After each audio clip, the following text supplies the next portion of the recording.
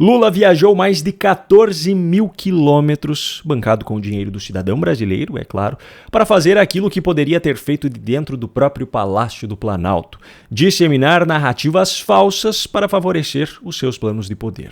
E pior, neste caso, ele acabou usando como argumento algo que foi feito por alguém muito próximo a ele, um deputado do seu próprio partido, apenas alguns dias atrás.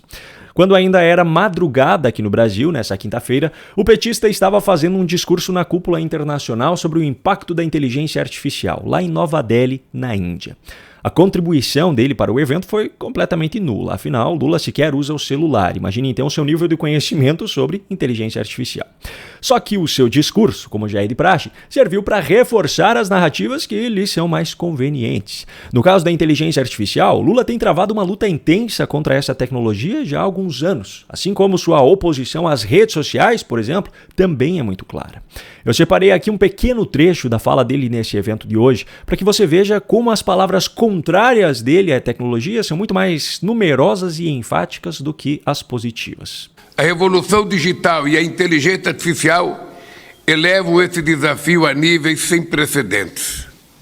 Elas impactam positivamente a produtividade industrial, os serviços públicos, a medicina, a segurança alimentar e energética e a forma como conectamos uns com os outros. Mas também podem fomentar práticas extremamente nefastas, como o emprego de armas autônomas, discurso de ódio, desinformação, pornografia infantil, feminicídio, violência contra mulheres e meninas e precarização do trabalho. Conteúdos falsos manipulados por inteligência artificial distorcem processos eleitorais e põem em risco a democracia. Pois é, ele até consegue mencionar práticas realmente existentes e realmente criminosas, apesar de serem realidade desde muito antes da existência e da popularização da inteligência artificial. Só que Lula sempre acaba voltando para as velhas falácias do discurso de ódio, de desinformação e de risco à democracia. E sabe qual é a maior ironia dessa história? O exemplo mais recente que nós tivemos aqui no Brasil de uso indevido da inteligência artificial para manipular informações e, consequentemente, distorcer o próprio processo eleitoral que acontecerá esse ano, partiu de um deputado federal do mesmo PT de Lula. Aliás, não é qualquer deputado, trata-se de Rogério Correia, que, ao lado de Lindbergh Farias, forma a dupla dinâmica pau para toda a obra do partido dentro do Congresso. Toda vez que é preciso fazer o serviço sujo, aquele que o cidadão olha e fica pensando como é possível alguém não ter vergonha de se prestar a esse papel, pode ter certeza que tem um desses dois envolvidos.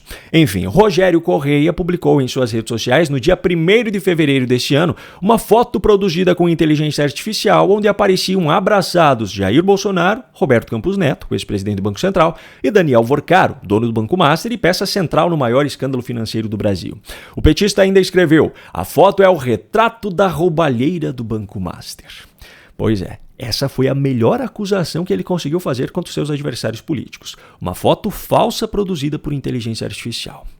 A vergonha foi tanta que Rogério precisou apagar a publicação no dia seguinte e até hoje, mais de 15 dias depois, ainda está tentando se explicar com desculpas esfarrapadas, como a de que os usuários é que não estavam interpretando direito a representatividade da imagem. Nessa última terça-feira, dia 17, ele fez uma nova publicação com uma nota de esclarecimento para reafirmar que a imagem em questão era uma montagem gerada por IA. Ou seja, ao contrário do que disse Lula lá na Índia nessa quinta-feira, o problema não está na inteligência artificial. O problema está no caráter do ser humano que faz uso dela, algo que dentro do PT, aparentemente, está cada dia mais difícil de encontrar. E aproveitando o assunto das fotos de relações polêmicas, verdadeiras elas ou não, eu gostaria de aproveitar para pedir para o próprio Lula.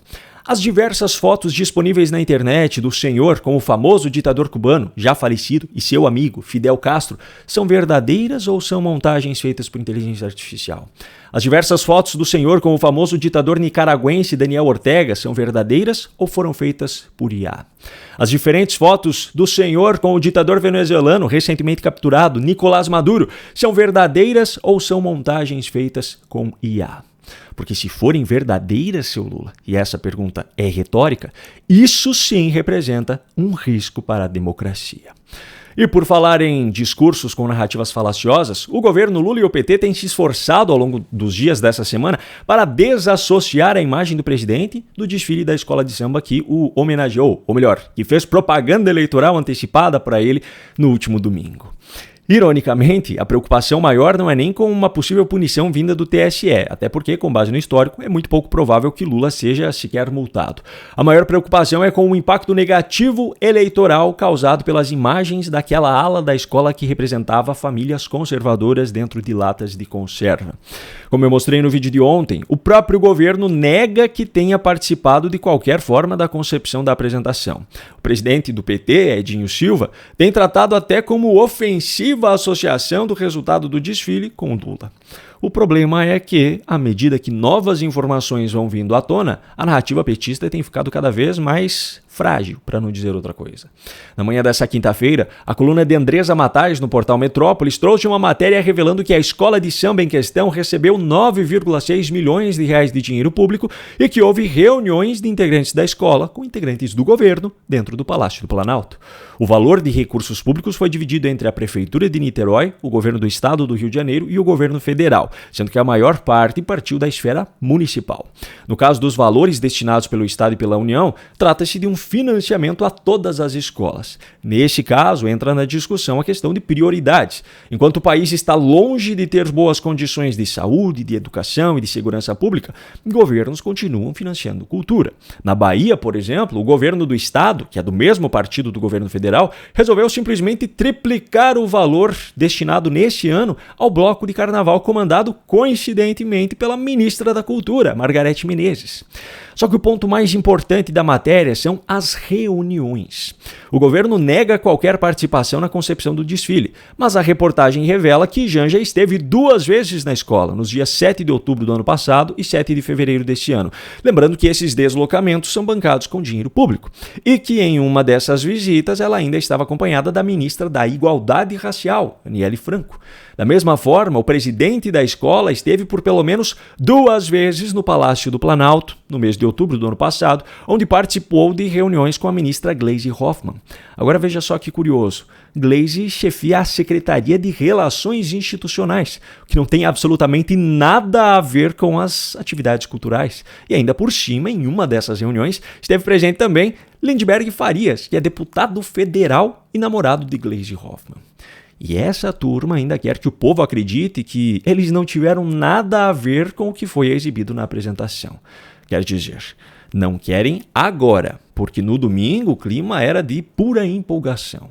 O clima começou a azedar diante da repercussão negativa nas redes sociais da história das latas de conserva, o que fez bater aquele desespero eleitoral no PT. E se acabou de vez com o rebaixamento da escola, confirmado na tarde dessa quarta-feira. Mas o grande problema, segundo Lula, é a inteligência artificial.